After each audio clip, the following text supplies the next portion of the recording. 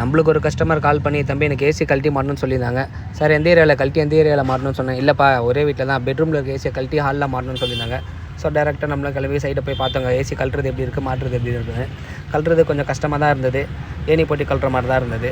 So அப்புறம் போய் பார்த்தீங்கன்னா ஏணி எடுத்துகிட்டு வந்து அந்த ஃப்ளாட்லேயே ஏணி இருந்தது. ஏணி எடுத்துகிட்டு வந்துட்டு கேஸ் லாக் பண்ண ஆரம்பிச்சிடும். கேஸ் லாக் பண்ண கையோட ஃப்ளார்நெட் அவுடோரில் இருக்க ஃப்ளார்நெட்டை கழட்டிட்டு பைப் லைன் தள்ளுறது மட்டும் கொஞ்சம் கஷ்டமாக இருந்தது வெளியே இருக்கிறதுக்கு. அவுடோர் மேலே ஏறி நின்று பைப்பை தள்ளிட்டோம். உள்ளே வந்து இண்டோரை கழட்டி வச்சுட்டு பேக் பிளேட் ரிமூவ் பண்ணோம். இண்டோர் பிரித்து பார்த்தா இண்டோர் ஃபுல் பிளாக். கஸ்டமர் கிட்ட சொன்னோம், சார் இப்படியே மாட்டினா யூஸ் இல்லை, ஒரு வாட்டர் வாஷ் பண்ணி மாட்டேங்க சார், பக்காவாக இருக்கணும்.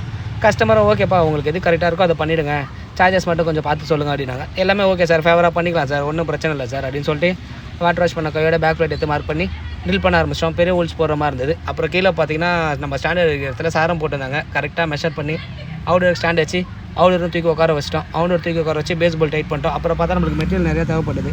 காப்பர் பைப்பு வாங்கிட்டு வந்து ஸ்லீவ் தள்ளி காட்டன் சுற்ற ஆரம்பிச்சிட்டோம்.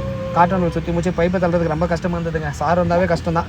அதுக்கப்புறம் பைப்பை தள்ளிட்டோம், உள்ளே தள்ளிட்டு அதுக்கப்புறம் பார்த்தீங்கன்னா இண்டோர் நெட்டில் ஃப்ளாரும் டைட் பண்ணிட்டு அவுடோரில் ஃப்ளாரும் டைட் பண்ணிட்டு கஸ்டமராக சொன்னாங்கப்பா எனக்கு இவ்வளோ பக்காவாக பண்ணிட்டீங்க, தண்ணி போகிறதுக்கு ப்ளம்பிங் ஒர்க்கும் பண்ணி கொடுத்துருங்க நாங்கள். ஸோ அதுக்கப்புறம் நம்ம ராம்ரோ தான் கொஞ்சம் நேரம் பேசினே இருந்தார். அப்புறம் அவரே பண்ணி கொடுக்க ஆரம்பிச்சிட்டாரு. கடைசியாக கஸ்டமரும் ஹாப்பி, நாங்களும் ஹாப்பி. பைப் லைன் எப்படி இருக்குன்னு பார்த்துட்டு சொல்லுங்கள் கமெண்ட்டில்.